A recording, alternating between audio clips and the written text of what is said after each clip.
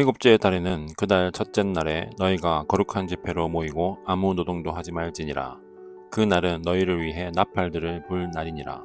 너희는 어린 숫소 한 마리와 순양 한 마리와 1년 되고 흠없는 어린 양 7마리를 취하여 향기로운 냄새로 주께 번제 헌물로 드릴 것이며, 또 밀가루에 기름을 섞은 것을 그것들의 음식 헌물로 취하되, 숫소 한 마리에는 10분의 3 에바를 드리고 순양 한 마리에는 10분의 2 에바를 드리며, 어린 양 7마리에는 어린 양마다 10분의 1 에바를 드릴 것이요. 또 너희를 속죄하기 위해 염소 새끼 한 마리를 죄 헌물로 드리되, 그 달의 번제 헌물과 그것의 음식 헌물과 날마다 드리는 번제 헌물과 그것의 음식 헌물과 그것들의 음료 헌물 외에 드리고, 그것들의 관례에 따라 향기로운 냄새로 불로 예비하는 희생물로 주께 드릴 것이니라. 이 일곱째 달 10일에는 너희가 거룩한 집회로 모여서 너희 혼을 괴롭게 하고 그날에는 아무 일도 하지 말지니라. 오직 너희는 어린 숫소 한 마리와 순양 한 마리와 1년 된 어린 양 7마리를 드리되, 너희를 위하여 흠없는 것으로 취해 향기로운 냄새로 주께 번제 헌물을 드릴 것이며, 또 밀가루에 기름을 섞은 것을 그것들의 음식 헌물로 취하되, 숫소 한 마리에는 10분의 3 에바를 드리고 순양 한 마리에는 10분의 2 에바를 드리며, 어린 양 7마리에는 어린 양마다 10분의 1 에바를 드릴 것이요. 속죄죄 헌물과 항상 드리는 번제 헌물과 그것의 음식 헌물과 그것들의 음료 헌물 외에 염소 새끼 한 마리를 죄 헌물로 드릴 것이니라. 일곱째 달 15일에는 너희가 거룩한 집회로 모이고 아무 노동도 하지 말며 이래 동안 주를 위하여 명절을 지킬 것이니라. 너희는 번제 헌물 곧 불로 예비하여 주께 향기로운 냄새를 내는 희생물을 드리되, 어린 숫소 13마리와 순양 2마리와 1년 된 어린 양 14마리를 너희를 위하여 흠없는 것으로 취할 것이며, 또 밀가루에 기름을 섞은 것을 그것들의 음식 헌물로 취하되, 숫소 13마리에는 숫소마다 10분의 3 에바를 드리고 순양 2마리에는 순양마다 10분의 2 에바를 드리며, 어린 양 14마리에는 어린 양마다 10분의 1 에바를 드릴 것이요. 또 항상 드리는 번제 헌물과 그것의 음식 헌물과 음료 헌물 외에 염소 새끼 한 마리를 죄 헌물로 드릴 것이니라. 둘째 날에는 너희가 어린 숫소 12마리와 순양 2마리와 1년 되고 점 없는 어린 양 14마리를 드리되, 그 숫소들과 순양들과 어린 양들을 위한 그것들의 음식 헌물과 음료 헌물은 그것들의 수에 따라 관례대로 할 것이며, 또 항상 드리는 번제 헌물과 그것의 음식 헌물과 그것들의 음료 헌물 외에도 염소 새끼 한 마리를 죄 헌물로 드릴 것이니라. 셋째 날에는 숫소 11마리와 순양 2마리와 1년 되고 흠없는 어린 양 14마리를 드리되, 그 숫소들과 순양들과 어린 양들을 위한 그것들의 음식 헌물과 음료 헌물은 그것들의 수에 따라 관례대로 할 것이며, 또 항상 드리는 번제 헌물과 그것의 음식 헌물과 음료 헌물 외에 염소 새끼 한 마리를 죄 헌물로 드릴 것이니라. 넷째 날에는 숫소 10마리와 순양 2마리와 1년 되고 흠없는 어린 양 14마리를 드리되, 그 숫소들과 순양들과 어린 양들을 위한 그것들의 음식 헌물과 음료 헌물은 그것들의 수에 따라 관례대로 할 것이며, 또 항상 드리는 번제 헌물과 그것의 음식 헌물과 음료 헌물 외에 염소 새끼 한 마리를 죄 헌물로 드릴 것이니라. 다섯째 날에는 숫소 9마리와 순양 2마리와 1년 되고 점 없는 어린 양 14마리를 드리되, 그 숫소들과 순양들과 어린 양들을 위한 그것들의 음식 헌물과 음료 헌물은 그것들의 수에 따라 관례대로 할 것이며, 또 항상 드리는 번제 헌물과 그것의 음식 헌물과 음료 헌물 외에 염소 새끼 한 마리를 죄 헌물로 드릴 것이니라. 여섯째 날에는 숫소 8마리와 순양 2마리와 1년 되고 흠없는 어린 양 14마리를 드리되, 그 숫소들과 순양들과 어린 양들을 위한 그것들의 음식 헌물과 음료 헌물은 그것들의 수에 따라 관례대로 할 것이며, 또 항상 드리는 번제 헌물과 그것의 음식 헌물과 음료 헌물 외에 염소 새끼 한 마리를 죄 헌물로 드릴 것이니라. 일곱째 날에는 숫소 7마리와 순양 2마리와 1년 되고 흠없는 어린 양 14마리를 드리되, 그 숫소들과 순양들과 어린 양들을 위한 그것들의 음식 헌물과 음료 헌물은 그것들의 수에 따라 관례대로 할 것이며, 또 항상 드리는 번제 헌물과 그것의 음식 헌물과 음료 헌물 외에 염소 새끼 한 마리를 죄 헌물로 드릴 것이니라. 여덟째 날에는 너희가 엄숙한 집회로 모일 것이요 그날에는 아무 노동도 하지 말지니라. 오직 너희는 번제 헌물 곧 불로 예비하여 주께 향기로운 냄새를 내는 희생물을 드리되 숫소 한 마리와 순양 한 마리와 1년 되고 흠없는 어린 양 7마리를 드리고 그 숫소와 순양과 어린 양을 위한 그것들이 음식 헌물과 음료 헌물은 그것들의 수에 따라 관례대로 할 것이며 또 항상 드리는 번제 헌물과 그것의 음식 헌물과 음료 헌물 외에 염소 새끼 한 마리를 죄 헌물로 드릴 것이니라. 너희는 너희의 자원 헌물 외에 너희의 정한 명절들의 주를 위해 너희의 번제 헌물, 음식 헌물, 음료 헌물, 화평 헌물로 이것들을 행할지니라. 모세가 주께서 모세에게 명령하신 모든 것에 따라 이스라엘 자손에게 고하니라. 아멘.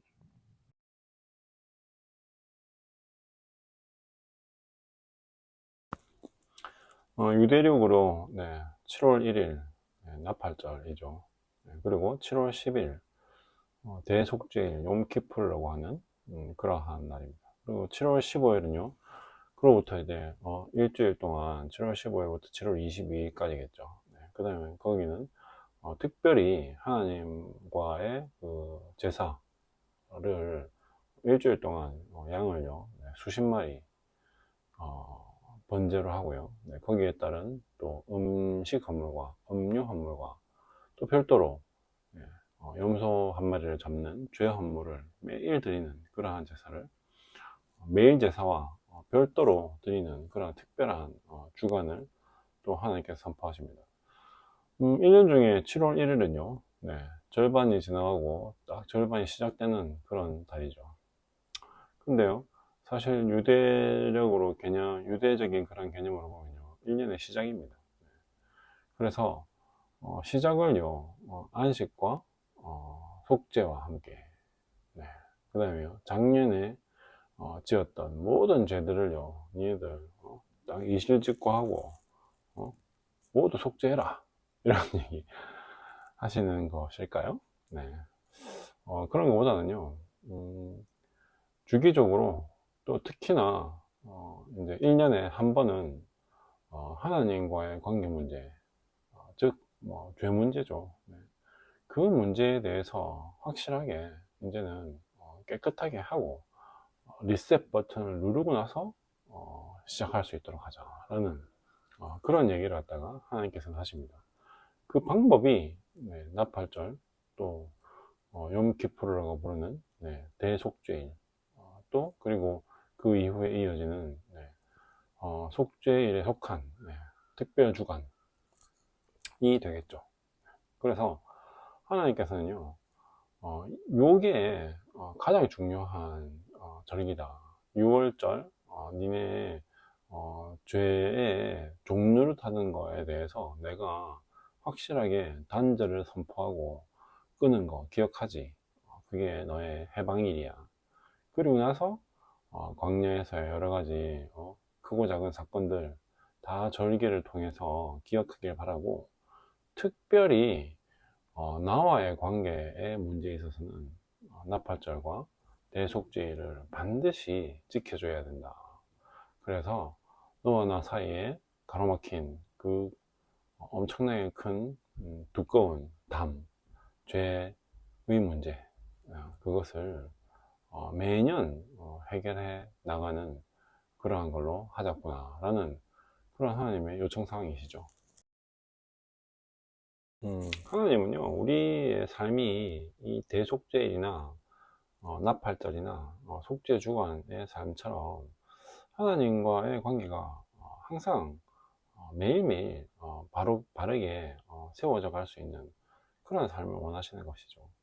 그래서 그게 평소에 안 되면 안식일을 통해서 하면 좋겠고 그런 게 또 잘 안 되면 안식년이라도 좀 지켰으면 좋을 것 같고 그런 게 도통 안 된다 하면 그래도 희년이라는 게 있는데 그것만이라도 좀 지켰으면 좋을 것 같고 이거를 이제 한꺼번에 하면은 너무 사회적인 경제적인 충격이 크니까 7월달 1일날 나팔을 불어서 7월 10일 날 죄에 대한 그런 모든 문제를 1년에 한 번은 리셋 버튼을 하고 나서 그렇게 가는 것이 좋을 것 같다라는, 네, 뭐 여러 가지, 네, 이 삶에 있어서의 하나님과의 관계를 항상 성찰하고 돌이켜 볼 수 있는